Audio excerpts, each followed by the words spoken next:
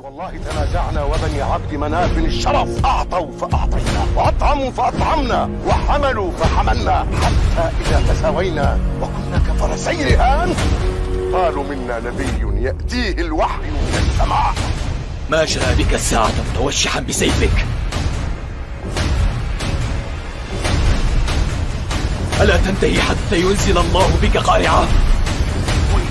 ويلي من فعل إلى محمد.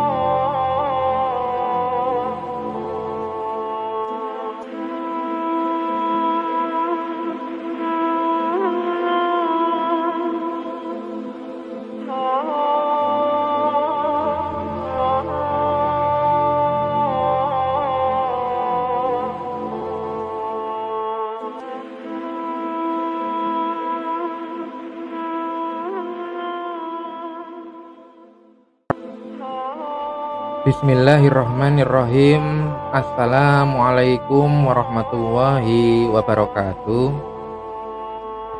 Pada kesempatan kali ini saya akan menyampaikan sejarah mengenai Raja Roderick.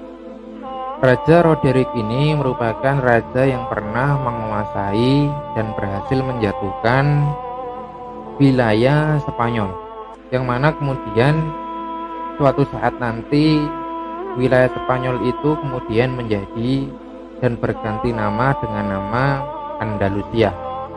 Nah, bagaimana kisahnya? Marilah kita simak penjelasan berikut ini.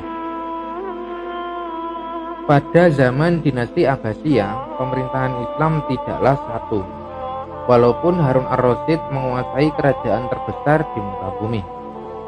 Bani Umayyah yang merupakan saingannya mendirikan kerajaan independen yang berada di Spanyol. Kerajaan dengan usia 750 tahun itu merupakan kerajaan semega kerajaan Harun ar-Rasyid, di mana lewat Tariq bin Ziyad kerajaan tersebut akan menjadi penakluk Spanyol. Penaklukan ini akan mengubah wajah Spanyol yang berdampak di seluruh belahan dunia Kristen. Ketika orang Muslim pertama kali menyeberangi Selat Gibraltar, saat itu dikenal sebagai Pulau Hercules, Spanyol berada di bawah kekuasaan bangsa Goth. Pada masa itu, bangsa ini bukanlah kaum barbar seperti yang terbayang dari nama mereka. Mereka merupakan pewaris kekuasaan Romawi yang sudah terkristenkan. Ketika itu, peradaban Romawi sudah maju. Bangsa ini telah mampu membangun jalan raya, teater, sirkus, jembatan yang megah, akuaduk dengan lengkungan granit, serta dam yang besar. Mereka juga memiliki monumen dan kuil-kuil untuk menyembah para dewa. Kemudian bangsa Goth mengambil alih peradaban bangsa Romawi tersebut dan mengembangkan diri. Sayangnya, kemampuan mereka untuk membangun tidak pernah bisa menyatukan kekuasaan. Perbedaan etnis, tradisi, dan agama tak pernah berhasil dijembatani. Bangsa Goth umumnya memandang rendah orang-orang pribumi. Bangsa Yahudi pun dilecehkan. Oleh karenanya rakyat yang dikuasai bangsa Goth diselimuti rasa kecewa. Kekesalan ini terakumulasi hingga ke dataran Andalusia. Ketika Raja Roderick, raja terakhir bangsa Goth, naik tahta, para pesaingnya bersedia melakukan apa saja untuk menggulingkannya. Perilaku bejat Roderick membuatnya memiliki banyak musuh. Puncaknya terjadi ketika dia memperkosa seorang bangsawan cantik yang bernama Florinda. Atas peristiwa tersebut, ayah Florinda murka dan mengundang bangsa Moor atau orang-orang Muslim yang berada di Afrika Utara untuk menyeberang ke Spanyol. Kaum muslimin lantas diminta untuk membantu menurunkan Roderick dari singgasananya. Gubernur Bani Umayyah di Afrika Utara saat itu yang bernama Musa bin Nusair untuk membantu menyelamatkan kerajaan orang-orang Spanyol dari kekejaman Roderick. Nah, sang gubernur memandang pesisir Spanyol dari seberang Selat Gibraltar.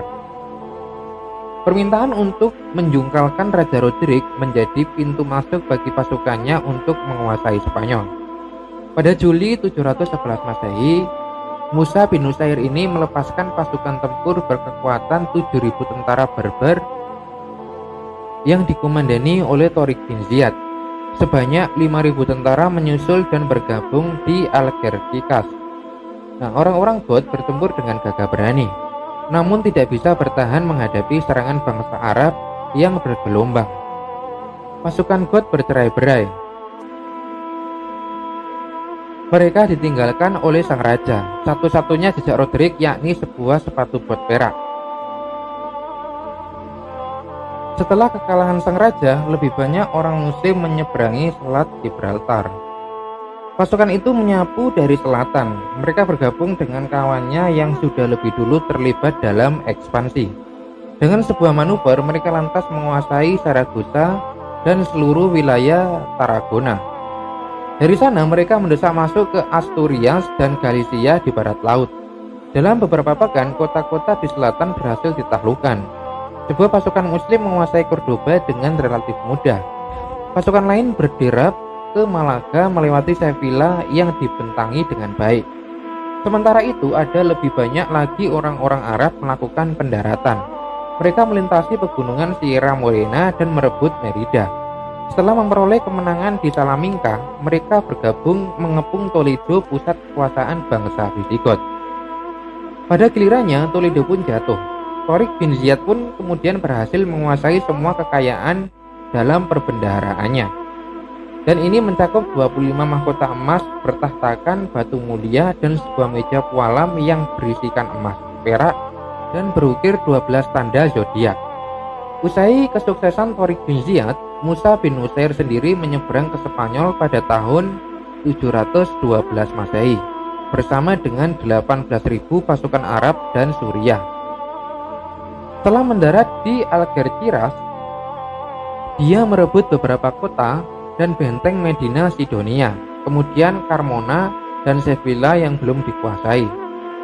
Di Toledo, dia menyusul Torik yang patuh pada kehendaknya.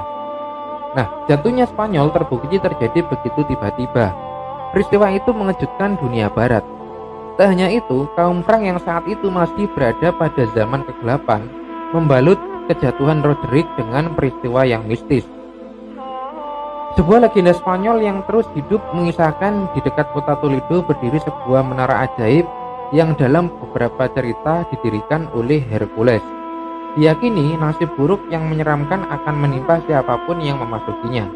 Para raja Goth masing-masing memasangkan kunci baru pada gerbangnya. Namun, Roderick ini mengabadikan tradisi itu. Dia mendobrak gerbang dan mencari harta karun yang dia bayangkan ada di dalamnya. Bukannya menemukan harta, Roderick malah mendapatkan tanda petaka. Di ruang utama, dia menemukan kain yang melukiskan para lelaki berparas gelap di punggung kuda mengenakan surban dan bersenjatakan pedang. Di bawahnya, menurut legenda tertulis orang-orang seperti ini akan menaklukkan Spanyol. Nah, demikianlah sejarah yang dapat saya sampaikan. Semoga yang sedikit ini dapat menambah wawasan kita semua.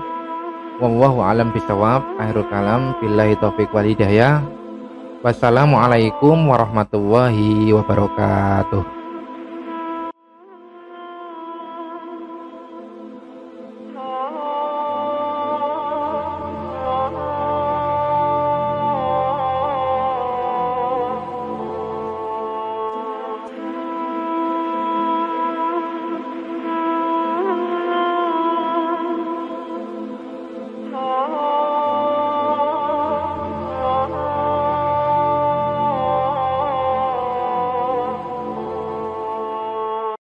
بسم الله الرحمن الرحيم